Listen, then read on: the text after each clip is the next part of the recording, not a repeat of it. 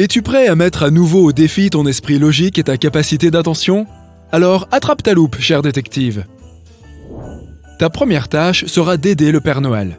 Quelle cheminée peut-il utiliser en toute sécurité?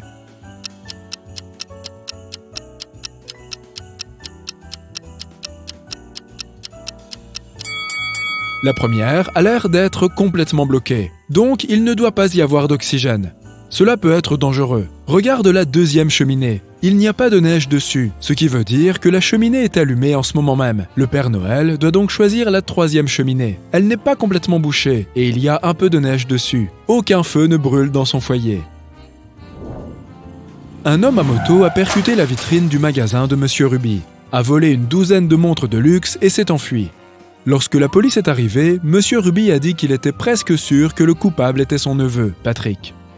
Les agents sont allés rendre visite au garçon, mais comme il pleuvait, ils ne sont arrivés qu'au bout d'une heure. Patrick était déjà chez lui, avec son ami. « Regardez le temps qu'il fait, je ne suis pas sorti depuis hier !» L'ami de Patrick a confirmé ses dires, mais la police ne l'a pas cru et a arrêté Patrick. Pourquoi ?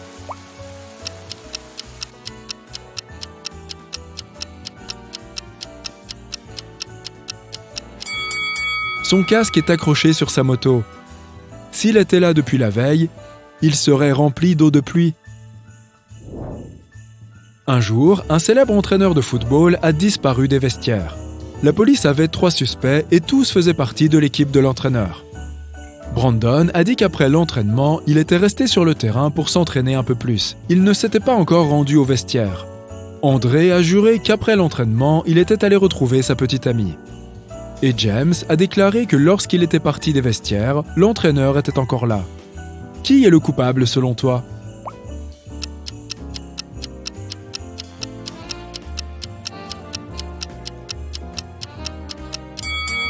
C'est Brandon. Il a dit qu'il n'était pas encore allé au vestiaire. Or, il ne porte pas sa tenue de sport, mais ses vêtements de ville. Une nuit d'été, Emily a organisé une grande fête. Mais le matin, elle a découvert que quelqu'un avait volé tous ses bijoux et son argent. La police avait 3 suspects.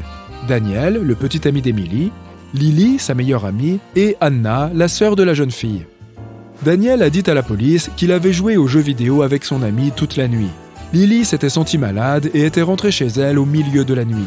Et Anna a dit qu'elle était restée à la fête jusqu'à 7h du matin, puis qu'elle avait pris un taxi. Il faisait trop sombre pour rentrer à pied toute seule et personne ne pouvait la raccompagner. Qui ment d'après toi?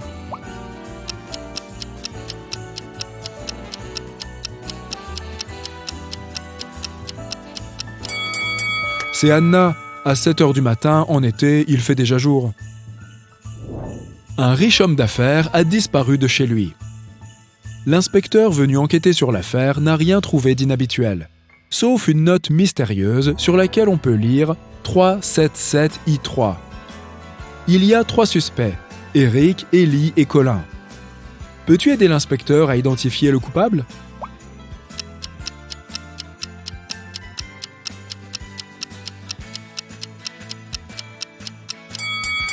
C'est Ellie qui a fait le coup. C'est son nom codé qui figure sur la note. Un jour, le Père Noël a eu faim. Il a donc décidé de s'arrêter au supermarché pour s'acheter à manger. Il ne voulait pas laisser ses cadeaux sans surveillance, mais il ne pouvait pas non plus les apporter à l'intérieur. Il a donc laissé ses sacs près de l'entrée. Malheureusement, après avoir payé ses achats, il s'est aperçu qu'on lui avait volé ses cadeaux. Peux-tu aider le Père Noël à trouver le voleur?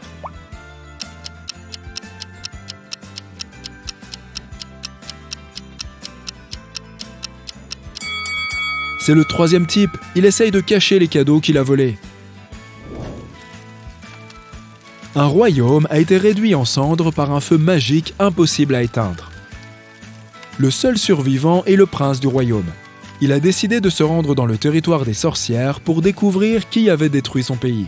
Une fois arrivé, il a rencontré 3 sorcières, une grise, une brune et une violette. « Mon royaume a été détruit par de la sorcellerie. Qui a fait ça ?»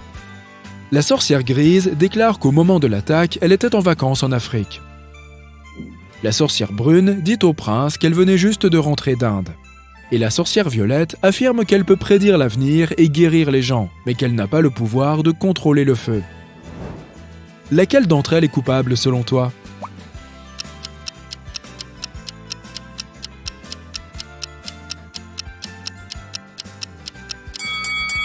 c'est la sorcière Violette. Le prince n'a pas parlé du feu. Comment était-elle au courant? Marc se promenait dans la forêt à la recherche d'une gare routière.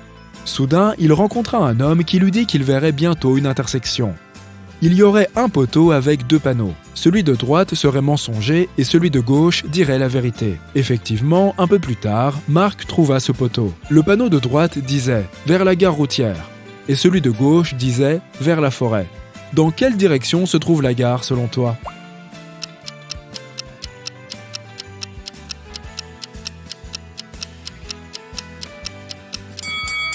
Le panneau de droite est donc apparemment mensonger, et le panneau de gauche ramènera Marc dans la forêt. Il doit par conséquent aller tout droit pour arriver à la gare.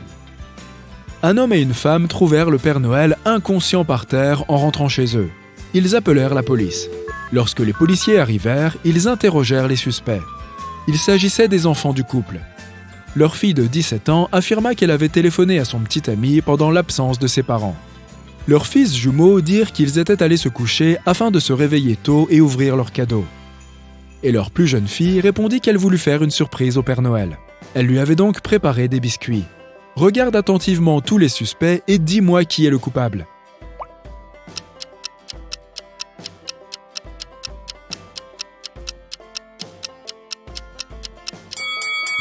Ce doit être la plus jeune des filles. Regarde, les biscuits qu'elle a préparés contiennent des cacahuètes. Le Père Noël doit être allergique. Tu vas au supermarché pour acheter un œuf et un poulet. Le coût total de tes achats est de 108 pièces. Mais le poulet coûte 100 pièces de plus que l'œuf. Combien coûte l'œuf d'après toi?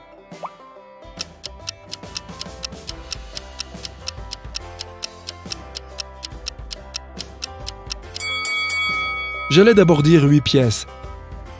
Mais 100 moins 8 ne nous donne pas une différence de 100 pièces.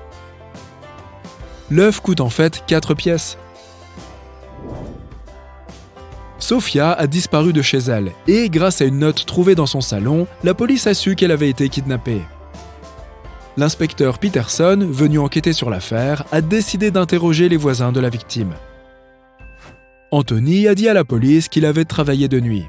En rentrant chez lui, il était allé directement se coucher et c'est l'inspecteur qui venait de le réveiller. Ryan a expliqué qu'il avait prévu d'organiser un barbecue pour les voisins. Mais comme il avait plu toute la journée, il avait dû annuler. Lorraine a dit qu'elle était allée en ville faire quelques courses et qu'elle venait de rentrer chez elle. L'inspecteur a immédiatement su qui mentait. Sauras-tu toi aussi le deviner?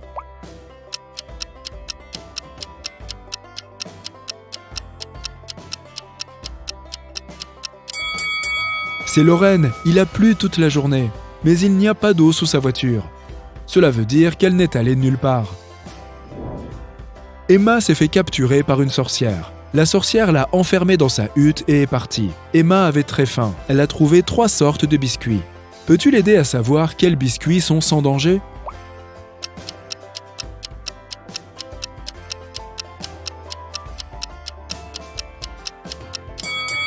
Regarde ces biscuits. Ces points noirs ressemblent à des raisins secs, mais ce sont en réalité des insectes. Ces biscuits au chocolat blanc ont l'air délicieux, mais il y a des taches vertes dessus. Ils sont certainement empoisonnés. Emma doit plutôt choisir les biscuits aux pépites de chocolat. Comment sait-on que le Père Noël est super fort au karaté?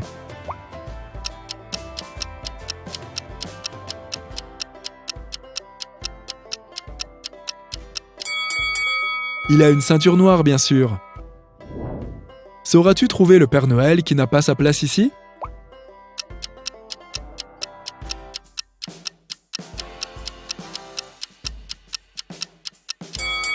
Bien vu, c'est celui qui n'a pas de boucle de ceinture. Maintenant, trouve le renne qui sort du lot.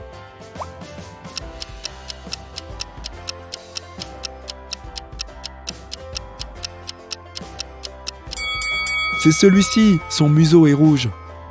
À présent, mets ton chapeau de détective, tu vas attraper un voleur.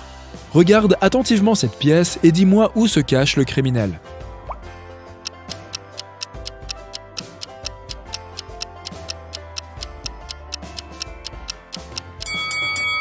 Regarde cet arbre. Tu vois une jambe? Quelqu'un se cache derrière.